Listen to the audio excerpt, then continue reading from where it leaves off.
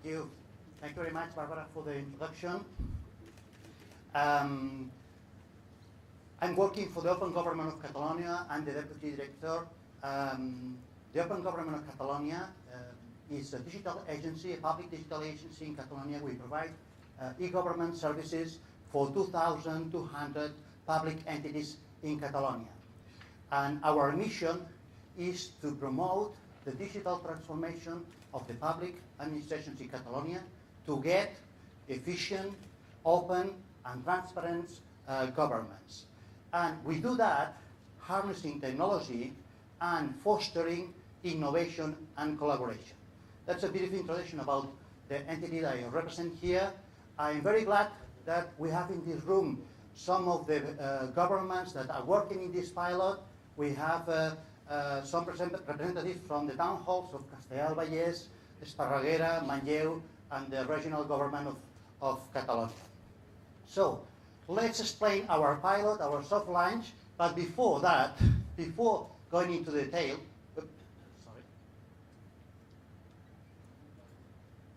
Before going into detail, I want to put in context what are the challenges that we are facing in the government. Well, first of all, we have to be aware that we have different user profiles that deal with governments. And different user profiles have different use cases and different needs. I'm going to focus all my presentation talking about Homer Simpson. This is the ordinary citizen that relates with the governments. There are other user profiles like Apple, who holds a convenience store, is a businessman and does lots of procedures and transactions.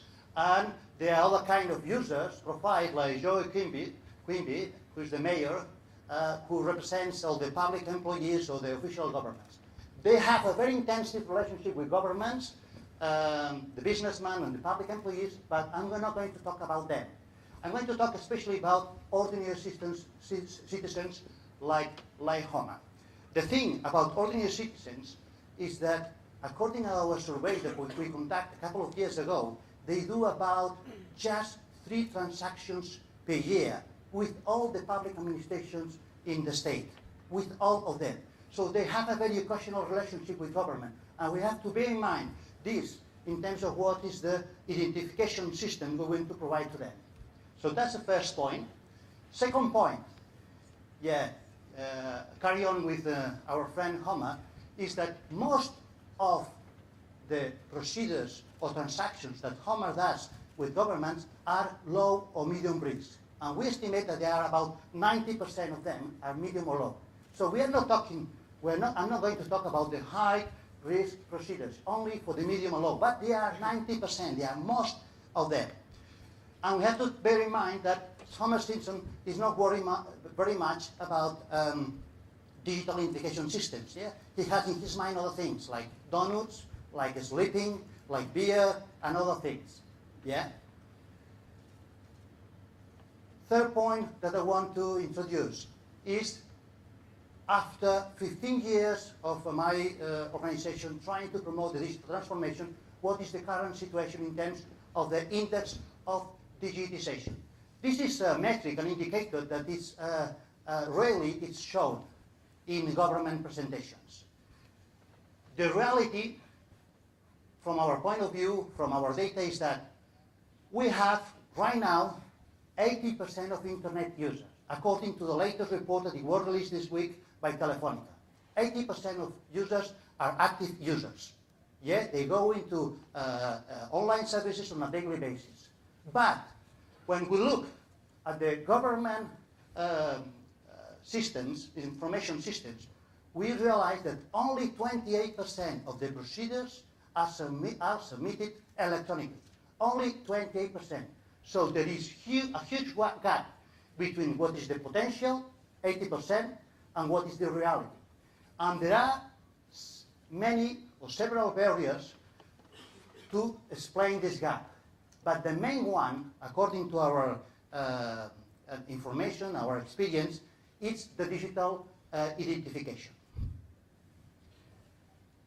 Well, in the Open Government of Catalonia, for several years, we provide usernames and passwords. I think it was about 4 or 5 years ago, we stopped doing it.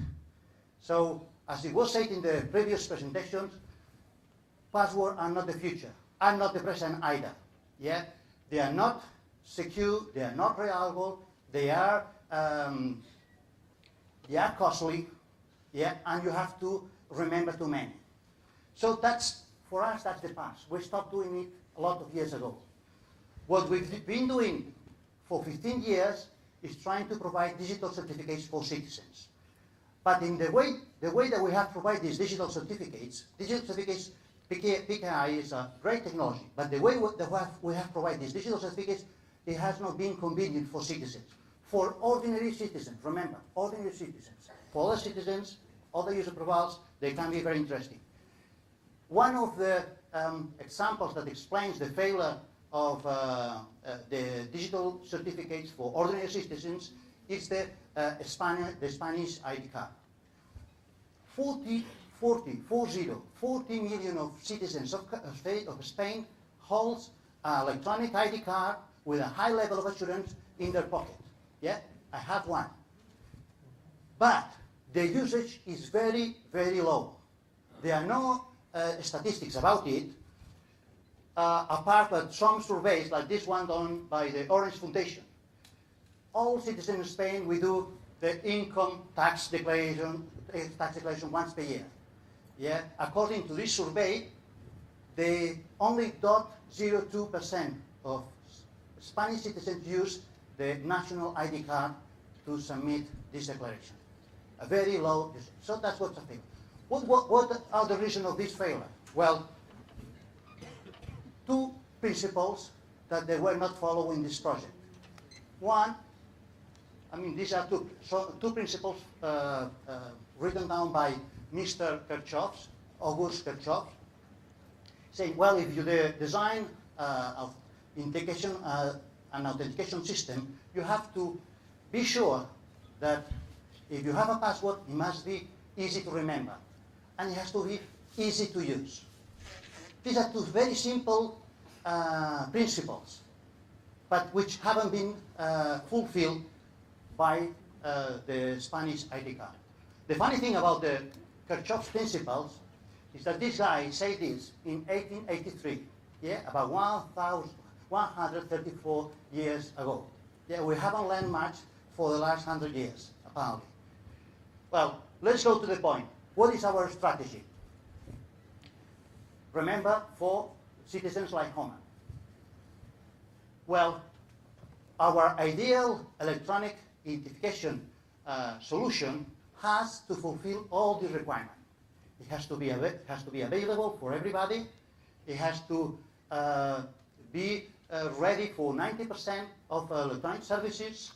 So it means that it has to have a high, substantial level of assurance. We don't want the citizen to carry something new, because if you do only 3 transactions per year, you are not going to carry a card or token during the whole year for just 3 times. We don't want the citizen to remember something new. Again, if you do it 3 times a year, will you remember the PIN or the password for just 3 times? We don't want to do an on-site register.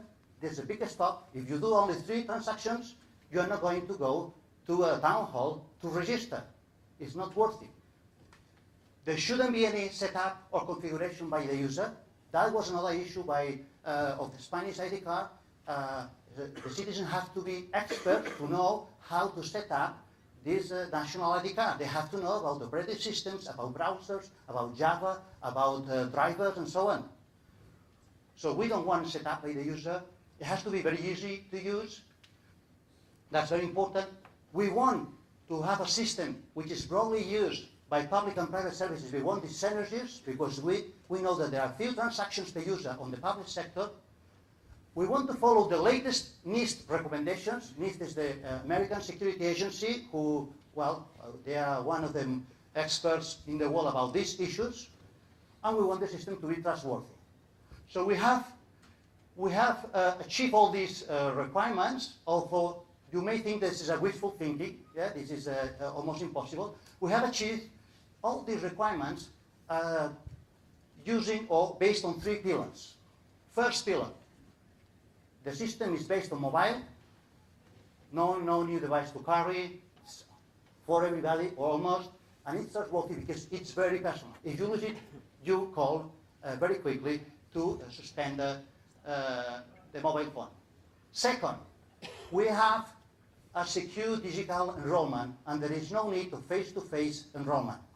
This is something that we have developed on the Open Government of Catalonia, and this is one of the keys why we are having so many users enrolled to our digital system called ID card. And now, the next step is that we are combining our digital system called ID card with Mobile Connect to get a more secure, more reliable system. About the rest of the requirements that they listed, nothing new to remember. We only ask the citizen in this process the mobile phone and the ID number. They already know that. They don't have to remember anything new. There is no need of setup by the user because, as it was said before, there is an application installed in the applet that is set up automatically. User has to do nothing. It's ready for 90% of electronic services because it has a substantial level of assurance. We check the mobile ID number and we check the mobile phone number and the ID number with a government database.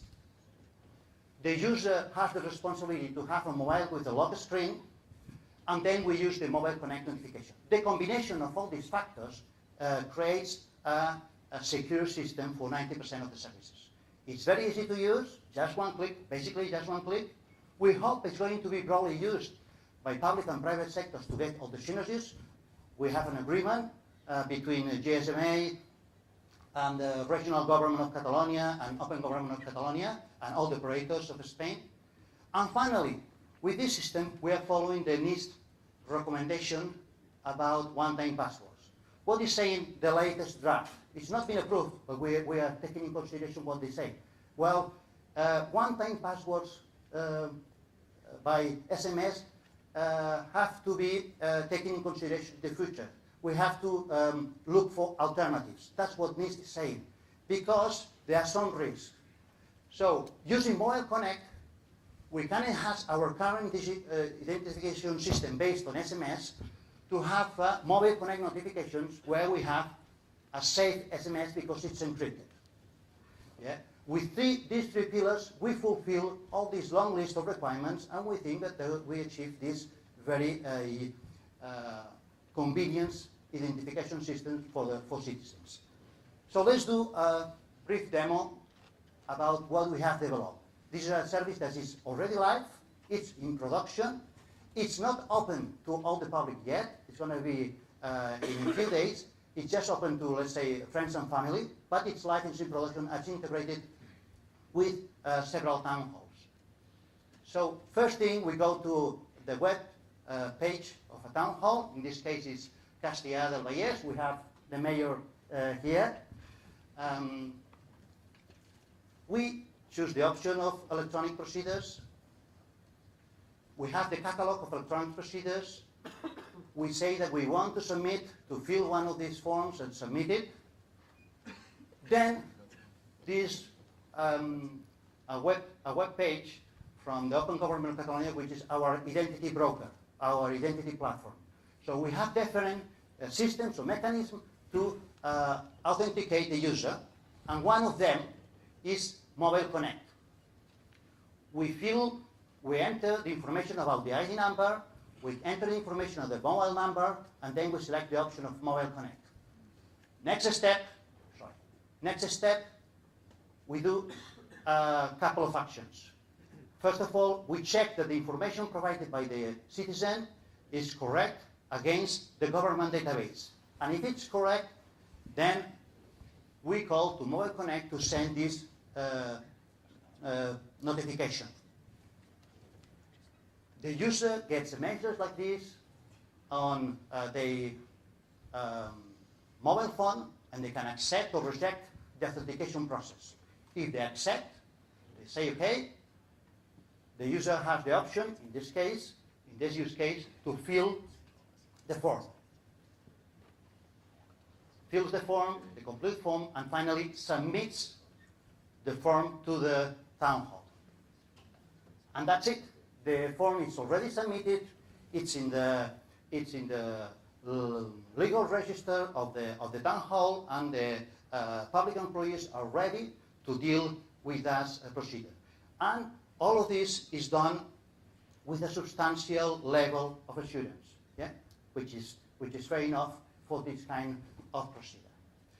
Well, I want to finish my presentation saying that, well, in the open government of Catalonia, we are used to work in complex projects with lots of public entities and private entities.